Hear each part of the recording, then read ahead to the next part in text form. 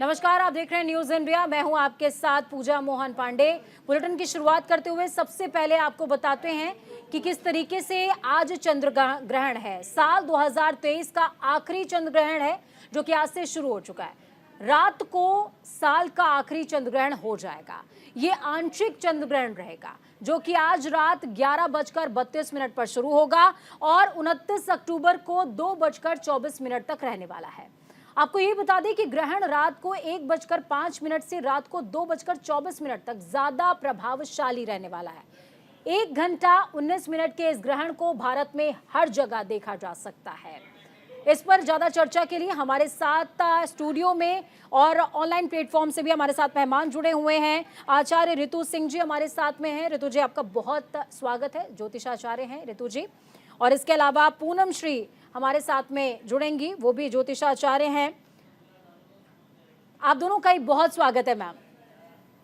नमस्कार। ऋतु जी, मैं आपसे शुरुआत करूंगी। देखिए, तमाम दर्शकों के मन में आज के चंद्र ग्रहण को लेकर के ऊहापोह की स्थिति बनी हुई है, क्योंकि कहा जा रहा है कि रास पूर्णिमा है, शरद पूर्णिमा है और चंद्र ग्रहण भी है। अब लोग फॉलो क्या करें? बिल्कुल, देखिए, एक तो बड़ा विशेष योग है कि 30 वर्षों के पश्चात शरद पूर्णिमा के दिन चंद्र ग्रहण पड़ रहा है और इसी दिन 5 शुभ योगों का भी उदय है। अगर हम बोलें तो आज के दिन शश योग, गज केसरी योग, तो जिस राशि में, जैसे कि अश्विनी नक्षत्र और मेष राशि में आज ग्रहण लग रहा है और मेष राशि में ही गज केसरी योग का उदय हो रहा है। साथ ही साथ सिद्धि योग, सौभाग्य योग, शश योग, बहुत सारे बुधादित्य योग, तो इतने सारे योग हैं और साथ ही ग्रहण भी है। तो लोग परेशान हैं, कंफ्यूज हैं कि क्या करना चाहिए। देखिए, कोई भी घटना, कोई भी खगोलीय घटना जो होती है, मैं एक बात कहना चाहूँगी आपके चैनल के माध्यम से कि कोई भी घटना पूर्णतः शुभ या पूर्णतः अशुभ नहीं होती है। अगर ग्रहण भी लग रहा है तो ब्रह्मांड संहिता के अनुसार हमारी सृष्टि संचालित होती है और ब्रह्मांड संहिता के अनुसार जो भी कार्य होता है वो मानवता के पूर्णतः विरोधी में नहीं होता। तो आज के दिन का सदुपयोग भी किया जा सकता है। कुछ चीज़ें, कुछ सावधानियां बरत के हम आज जो आपत्ति को अवसर में बदल सकते हैं। अगर ग्रहण का दिन है और शरद पूर्णिमा है, महारास कहते हैं, आज के दिन ही श्री कृष्ण ने गोपियों और राधा रानी के साथ महारास किया था। माँ लक्ष्मी का प्रगटोत्सव भी आज ही के दिन है, आज ही उनका उद्भव हुआ था। आज के दिन का बड़ा महत्व है, पौराणिक महत्व है। और जो ग्रहण लग रहा है रात को लग रहा है और आंशिक है, खंडग्रास ग्रहण है, तो बहुत ज़्यादा डरने की ज़रूरत नहीं है, बहुत ज़्यादा भ्रमित होने की आवश्यकता नहीं है। कुछ सावधानियां हम रख सकते हैं और ये निश्चित तौर पे कि चंद्रमा मन सो जाता, तो चंद्रमा मन का कारक है, माता का कारक है, तो मन अवश्य परेशान रहेगा। अपने मन को ठीक रखने के लिए आपको मंत्र जाप का सहारा लेना चाहिए आज के दिन। तो आज के दिन जो योग है उसका आपको फायदा भी उठाना चाहिए। मंत्र पर भी मैं आऊंगी मैम।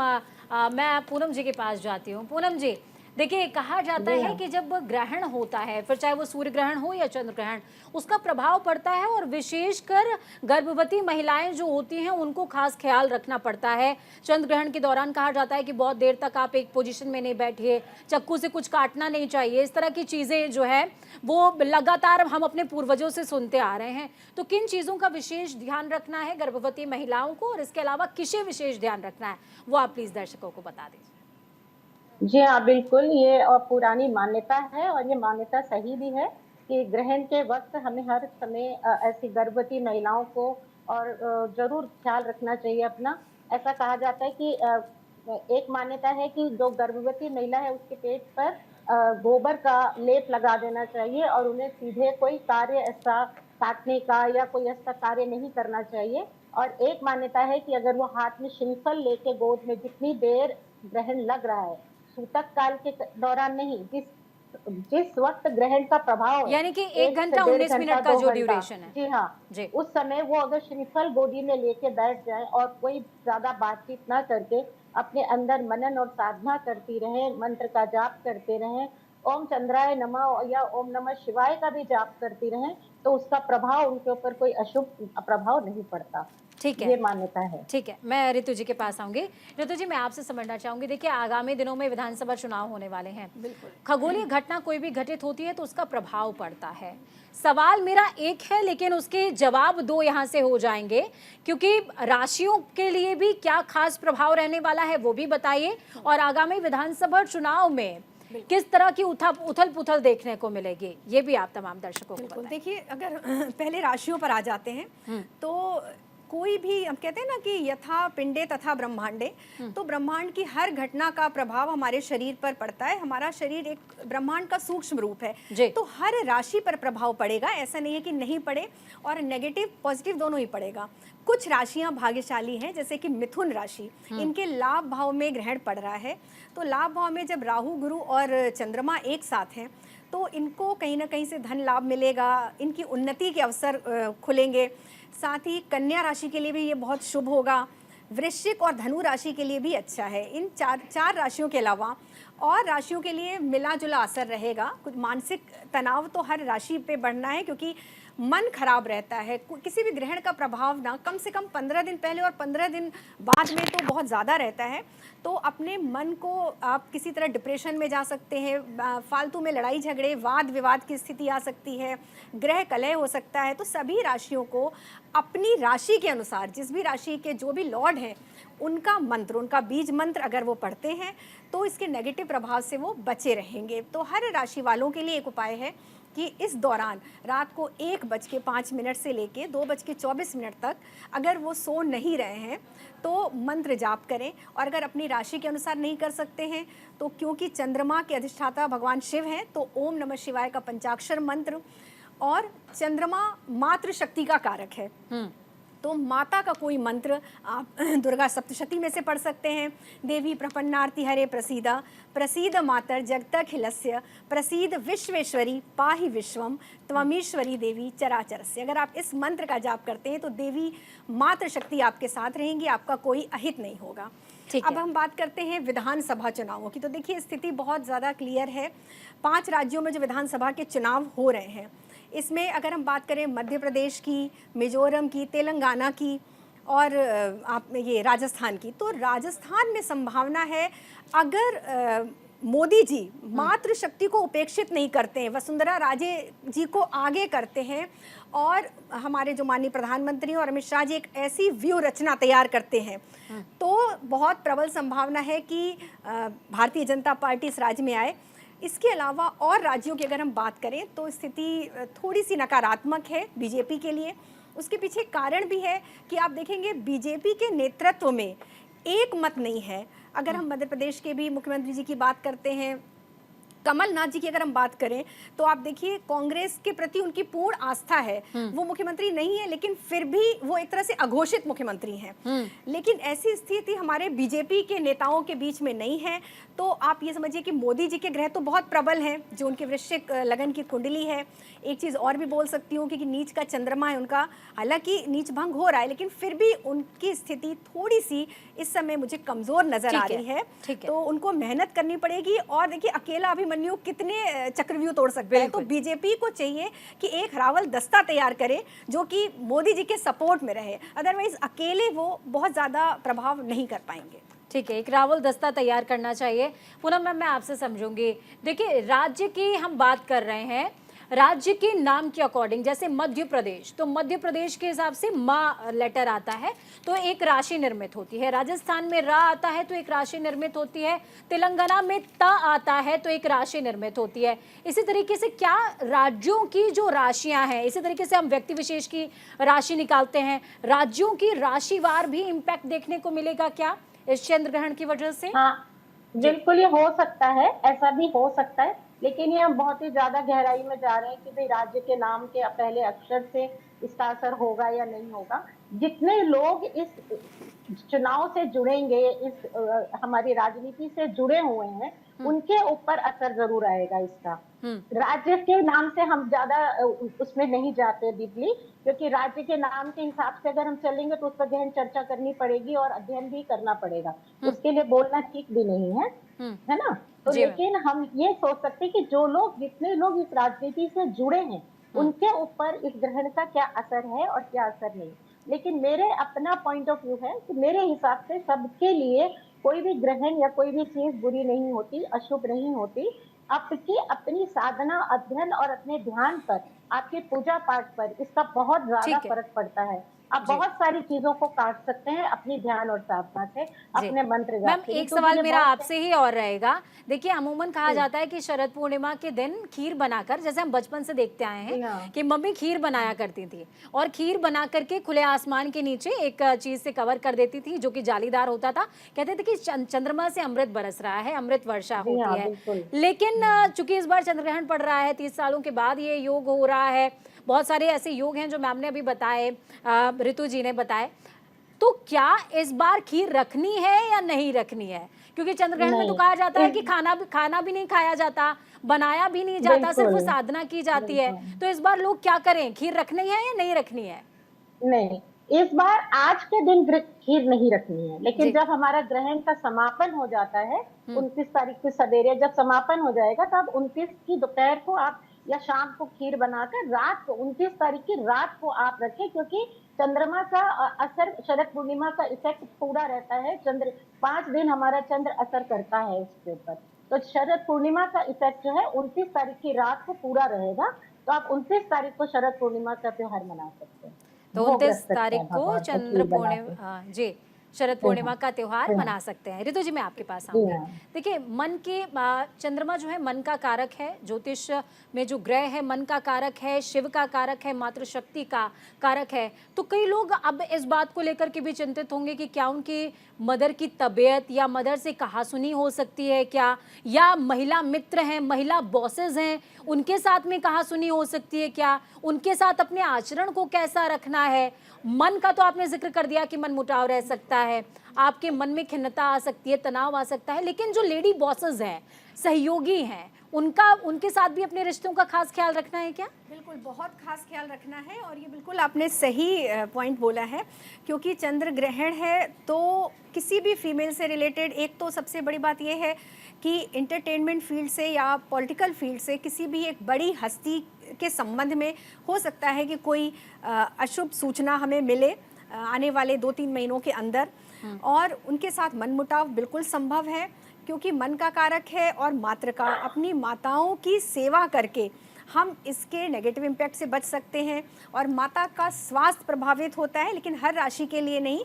ये देखो सबसे ज़्यादा डिपेंड करता है कि आपकी जन्म पत्री में चंद्रमा की क्या स्थिति है, कितने अंश का चंद्रमा है, नीच का है या कमज़ोर स्थिति में है, किस अगर नीच का चंद्रमा है, उनकी त्रिक भावों में स्थित है, उनके लिए थोड़ी स्थिति ज़्यादा खराब हो जाती है। उनको फिर चंद्रमा से संबंधित कुछ उपाय, जिसमें विशेष उपाय है कि आप ग्रहण के समय दूध, चीनी, चावल, शंख या चांदी, इसको आप स्पर्श करके रख दीजिए और सुबह सो के उठ के नहाकर आप इसका सबसे पहले इसको आप दान कीजिए, किसी भी सफाई कर्मचारी को या किसी को भी आप दे सकते हैं।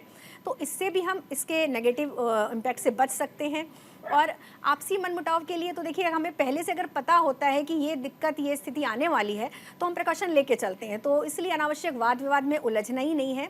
सबसे अच्छी और सबसे अच्छा उपाय है कि अपनी माता को प्रसन्न रखिए, माता के साथ साथ किसी अपने मन को भी प्रसन्न रखिए और किसी ऐसे ज़रूरतमंद की मदद कीजिए, ऐसा उनका कीजिए कि उनके चेहरे पर स्माइल आ सके, किसी के मन को दुखी मत कीजिए, तो भी इसका आप बहुत सकारात्मक प्रभाव देखेंगे।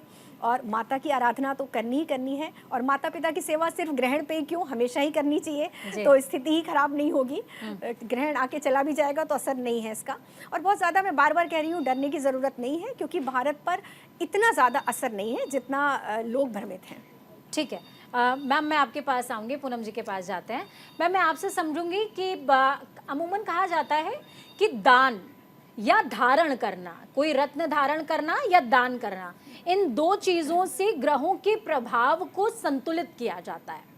तो क्या कुछ ऐसी चीज़ें हैं, जैसे मैम ने बताया अभी कि वाइट कलर की चीज़ें आप अपने आप से स्पर्श करा करके रख दीजिए और उसको मॉर्निंग में दान कर दीजिएगा, तो क्या राशिवार कुछ ऐसी चीज़ें हैं जिनको अगर हम दान करें या उनको धारण करें तो उसका विशेष इम्पैक्ट आएगा? जी हाँ बिल्कुल, आप अगर अपनी राशि के हिसाब से अगर आपने कोई भी रत्न धारण किया है, तो उसको आप सूतक के बाद, ग्रहण के बाद आप उसको चार्ज करके दोबारा पहन सकते हैं, उसका भी इफेक्ट पड़ता है। और दान भी आप अपनी राशि के हिसाब से, जैसे कि किसी का स्वामी मंगल है, किसी का बुध है, और इस तरह से जिनका जो स्वामी है राशि का, उसके अकॉर्डिंग वो दान भी कर सकता है। उसको दान करने से बहुत फर्क पड़ता है। ये भी एक रास्ता है, एक उपाय है। जी मैम, मैं थोड़ा सा आपका जो आपने पहला जवाब दिया उसको थोड़ा सा आप दर्शकों के लिए प्लीज क्लियर कर दीजिए। जैसे मान लीजिए मैंने माणिक पहना हुआ है, तो क्या ये जी माणिक हाँ। चंद्र ग्रहण के दौरान इसका इम्पैक्ट शून्य हो जाता है क्या, और इसको रिचार्ज अगर नहीं, करना है तो इसको किस तरीके से करना हो? जी। शून्य नहीं होता है, लेकिन अगर आप ग्रहण जैसे कहते हैं ना सूतक लग गया, तो सूतक के समय हम पूजा पाठ नहीं करते, कोई भी शुभ कार्य नहीं करते, और हम जो रत्न पहनते हैं वो हम इसलिए पहनते हैं कि वो हम पर इफेक्ट करे, है ना। जी। तो उसकी थोड़ी बहुत जो ऊर्जा है वो कम तो हो ही जाती है किसी भी चीज, शुभ चीज की। जैसे कि हम मंदिर को भी शुद्ध करते हैं, भगवान को स्नान कराते हैं, वस्त्र पहनाते हैं, बहुत सारी चीजें ऐसी हम करते हैं। तो इसी तरह अगर हमने रत्न अपने अच्छे के लिए पहना है, शुभ के लिए पहना है, तो अगर हम उसको चार्ज करते हैं, चार्ज मतलब अगर हम गंगा जल और कच्चे दूध से भी उसका अभिषेक कर लेते हैं, तो भी वो चार्ज हो जाता है, और शुद्ध होकर हम दोबारा पहनते हैं तो वो उसको ऊर्जावान हो जाता है पूरी तरह से। ठीक है मैम, मैं आपके पास आऊंगी, रितु जी के पास मैं जाती हूँ। मैम, तमाम दर्शक इस समय आपको सुन रहे हैं। अमूमन कहा जाता है कि जो मातृशक्ति होती है, जैसे रक्षाबंधन पर या फिर भाई दूज का जो त्यौहार होता है, उसमें कहा जाता है कि आप महिलाओं को दान कर दीजिए तो आपके ग्रह तो स्ट्रांग होंगे ही, बहनें भी खुश हो जाती हैं, माएँ भी खुश हो जाती हैं। तो क्या चंद्र ग्रहण के दौरान, क्योंकि हम चंद्रमा की बात कर रहे हैं, मातृशक्ति का प्रतीक कारक है, तो क्या महिलाओं के लिए भी इस तरह के कुछ बेनिफिट्स हैं क्या? अब हम तीनों ही महिलाएं हैं, इस वजह से भी ये सवाल थोड़ा सा जायज हो जाता है। बिल्कुल, देखिए यहाँ पर एक थोड़ा सा कंफ्यूजन है जी। एक्चुअली। चंद्रमा का जब हम दान करते हैं ना, तो हम माता को कर सकते हैं, माता के लिए कुछ अच्छा कर सकते हैं, लेकिन जब हम बहनों को रक्षाबंधन में दान करते हैं तो वो एक शुक्र का दान होता है। हमारी बहन, बुआ, मौसी ये शुक्र का प्रतीक है, तो उससे हमारा शुक्र एनहांस होता है। और चंद्रमा के दान में थोड़ी सी सावधानी बरतनी चाहिए। चंद्रमा का दान हमें माता को करना चाहिए, लेकिन बहनों को नहीं करना चाहिए। और साथ ही साथ देखिए, चंद्रमा जिनका खराब है उनको बहुत ध्यान भी रखना है, उनको पानी का दान नहीं करना है, लिक्विड चीज़ों का दान थोड़ा सोच समझ के करना होगा, क्योंकि सब कुछ डिपेंड करता है आपकी जन्म पत्री पर। अगर आपकी जन्म पत्री में चंद्रमा छठे भाव में स्थित है तो आप कभी भी पानी से संबंधित चीज़ें दान नहीं कर सकते हैं। आपको दूध का दान करना आपके लिए बहुत अच्छा रहेगा। और अभी क्योंकि ग्रहण में राहु और चंद्रमा एक साथ हैं, तो कोशिश कीजिए कि अगर चांदी के ग्लास में पानी पीते हैं हम ये विदिन 1 मंथ के लिए, तो भी चंद्रमा के जो चंद्र ग्रहण के नकारात्मक प्रभाव है वो कम हो जाते हैं। एक बहुत छोटा सा उपाय आपको बताती हूँ इस चैनल के माध्यम से। देखिए, बहुत पॉसिबल नहीं है कि हम बहुत हर तरह की आर्थिक स्थिति होती है लोगों की, ज़रूरी नहीं कि लोग चांदी दान कर सकें, शंख दान कर सकें, ठीक है ना। और ये भी कहा जाता है कि सारी जो भोजन सामग्री है वो दूषित हो जाती है। तो एक तो उपाय सिंपल है कुशा कि रखना चाहिए, कुशा और तुलसी रख जी। दीजिए। और एक बहुत अच्छा उपाय है, अपने रूम के जिस कमरे में आप रहते हैं, आपका जो बेडरूम है, उसके नॉर्थ ईस्ट में अगर हम गंगा जल एक कांच की शीशी में भर के रख देते हैं, तो भी आप देखेंगे कि आपका जो मानसिक एक डिप्रेशन वाली स्थिति है, जो तनाव वाली स्थिति, उससे आपको बहुत राहत मैम, मिलेगी। शायद हो सकता है कि इसी वजह से नॉर्थ ईस्ट में ही कहा जाता है कि आपका पूजा घर ईशान कोण में ही होना चाहिए। तो उपायों के साथ इस ग्रहण का आनंद भी लिया जा सकता है, ऐसा नहीं है।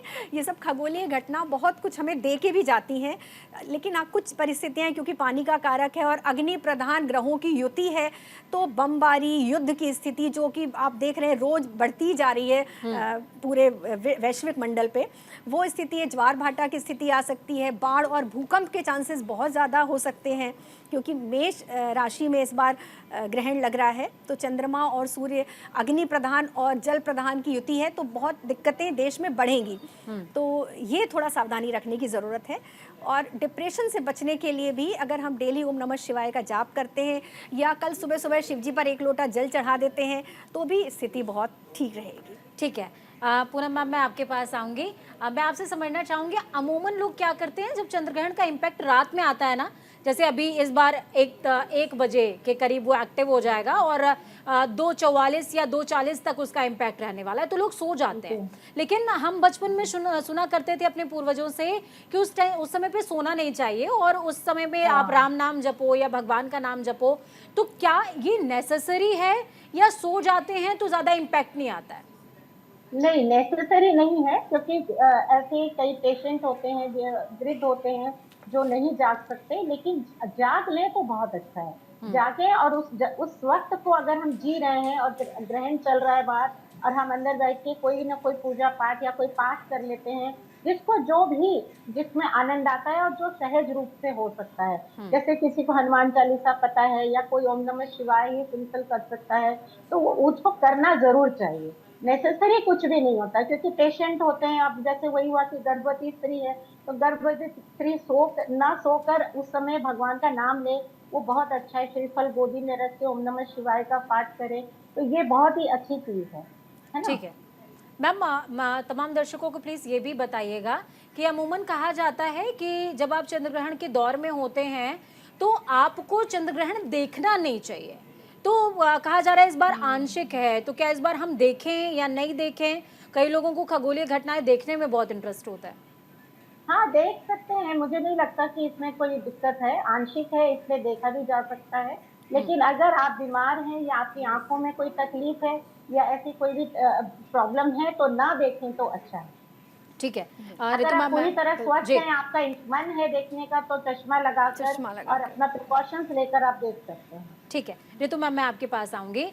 जैसे कि आपने बताया कि अभी मिडिल ईस्ट में भी देखिए युद्ध के आसार बने हुए हैं और लगातार बमबारी और किस तरीके से चीज़ें आगे बढ़ रही हैं, तो क्या व्यापार पर भी इस खगोलीय घटना का इम्पैक्ट पड़ने वाला है क्या? बहुत जी। ज्यादा शेयर मार्केट गिरने वाली है। देखिए चंद्रमा व्यापार का कारक भी होता है, खास तौर से शेयर मार्केट, उसमें आप मंदी देख सकते हैं। और भी जो चंद्रमा से रिलेटेड काम है, बिजनेस है, उसमें ज़रूर इसका प्रभाव पड़ेगा। तो व्यापारियों के लिए उपाय करना बहुत ज़्यादा ज़रूरी है। और साथ ही युद्ध की स्थिति तो देखिए निरंतर बढ़ रही है, लेकिन यहाँ पर एक बात है कि जो लोग एक अनुमान लगा रहे हैं कि विश्व युद्ध क्या हो सकता है, वर्ल्ड वॉर, तो उसकी संभावना नहीं है। और यहाँ पर भारत की स्थिति मुझे लग रहा है कि बहुत अच्छी रहेगी। एक सामंजस्य, जो एक मानवीय संवेदनाओं का जो एक वो प्रूफ दे रहे हैं मोदी जी, वो बहुत अच्छा है। तो एक वैश्विक पटल पर भारत की बड़ी निष्पक्ष स्थिति रहने वाली है। ठीक है। लेकिन हाँ, व्यापारियों को सावधान रखना है। चावल, चीनी, दूध, इस तरह के चांदी के व्यापारियों पर बहुत असर पड़ेगा। चांदी के व्यापारियों पर बहुत ज़्यादा असर पड़ने वाला है। मैम, मैं आपसे ये भी समझना चाहूँगी कि हम चंद्रमा की यहाँ पर बात कर रहे हैं, तो चंद्रमा के जैसे कई ग्रह होते हैं, उनके मित्र ग्रह भी होते हैं। पूनम मैम, मैं आपसे सवाल पूछ रही हूँ, कई ग्रह होते हैं जिनके मित्र ग्रह होते हैं, और जब किसी ग्रह पर किसी तरह की हम बात कर रहे होते हैं, जैसे चंद्र ग्रहण हो रहा है, सूर्य ग्रहण होता है, तो उसके मित्र ग्रह जो होते हैं, सहयोगी ग्रह आपकी कुंडली पर अगर बैठे होते हैं उस तरीके से, तो उस पर भी इम्पैक्ट आता है। तो क्या ऐसी कुछ युति बनने वाली है क्या इस बार? हाँ, ऐसा है। कुछ राशियों के लिए चंद्र ग्रहण जैसे कि बहुत ही अच्छा है। कर्क राशि, मिथुन राशि और सिंह राशि, धनु राशि, ऐसी राशियों के लिए तो चंद्र ग्रहण बहुत ही शुभ होने वाला है। लेकिन अब जैसे मैंने पहले भी कहा और ऋतु जी भी बता रही हैं, अशुभ और अशुभ का इतना इफेक्ट इस बार नहीं पड़ने वाला है। शुभ ही है, सब कुछ शुभ है, और ग्रहण कभी किसी के लिए अशुभता नहीं लाता है। ठीक है, इन्होंने बताया कि ये सब कुछ देश में, क्योंकि अभी भी भूकंप बहुत कई कई बार आ रहे हैं, तो फर्क तो पड़ रहा है। लेकिन मैं कहूंगी कि इतना डरना नहीं चाहिए, किसी को भी डराइए मत। और शुभता का ही हम संकेत लेके चलते हैं कि भगवान सब अच्छा करेंगे और सबके लिए, हर राशि के लिए शुभ है। क्योंकि जब हम ये बोल देते हैं कि किसी राशि के लिए ठीक नहीं है, तो वो राशि वाले और घबरा के और ज्यादा डिप्रेशन में चले जाते हैं। तो मैं इस चीज से थोड़ा सा वो करती हूँ कि मैं नहीं बताती इस बात को। मेरा कहना है कि हर राशि को अपनी तरफ से पूजा पाठ करनी चाहिए। अपनी माँ को चांदी के बर्तन हो अगर घर में, तो माँ को चांदी के बर्तन में खाना खिलाएं, और एक दिन नहीं, रोज चाहे उनके लिए चांदी का ग्लास ही लेके रखें। हमेशा चंद्रमा का अच्छा असर रहता है। ठीक है ऋतु मैम, मैं आपके पास आऊंगी। एक बीज मंत्र बहुत जल्दी से दर्शकों को बता दीजिए, क्योंकि अब हम एंडिंग की तरफ आगे बढ़ गए हैं। चंद्रमा पे ग्रहण है, तो ओम चंद्रमस्य नमः सबसे अच्छा मंत्र है। हमारे जो जागृत देवता हैं सूर्य और चंद्र, उन पर ग्रहण लगा है, राहु ने ग्रसा है उनको, तो उनकी जल्दी मोक्ष के प्रार्थना के साथ हम ओम चंद्रमस्य नमः का जाप कर सकते हैं। और शिव पंचाक्षर मंत्र तो सार्वभौमिक है, ओम नमः शिवाय, वो भी बहुत अच्छा मंत्र है। श्री सूक्त का पाठ कर सकते हैं, जो भी आप कर सकते हैं वो बेस्ट है। महामृत्युंजय का पाठ भी बहुत अच्छा है। तो जिसमें भी आप कंफर्टेबल हैं, आप उस छोटे से छोटे मंत्र का आप जाप कर सकते हैं। जी मैम, पूनम मैम, आपकी तरफ से तमाम दर्शकों को क्या सलाह है, क्या बीज मंत्र, या फिर आप क्या बताएंगे कि किसका पाठ करें? मैं तो बोलूंगी ओम नमः शिवाय करें, ओम चंद्राय नमः का पाठ करें, और बहुत सरलता के साथ, सहजता के साथ देवी का ध्यान करें। एक माला जप सकते हैं तो ओम नमः शिवाय की माला जपें और भगवान पे भरोसा रखें, विश्वास रखें, साधना करें और अपने कर्म पे ध्यान दें। चलिए, बहुत शुक्रिया मैम आप दोनों का ही इस चर्चा को खास बनाने के लिए। तो चंद्र ग्रहण पर विशेष प्रस्तुति आपके सामने न्यूज इंडिया लेकर के आया। देखिए, खगोलीय घटना संपूर्ण ब्रह्मांड ईश्वर का बनाया हुआ है। ये खगोलीय घटना है, खूबसूरत घटना है, प्रकृति का संयोग है। इसका आनंद लीजिए, मन को उत्साहित और आनंदित रखिए, क्योंकि प्रकृति में जो भी घटित हो रहा है सब ईश्वर का बनाया है, सुंदर है। वक्त छोटे से ब्रेक का। ब्रेक के उस पार खबरों का सफर लगातार जारी रहेगा। बने रहिए न्यूज इंडिया के साथ, क्योंकि हम हैं राष्ट्र की आवाज।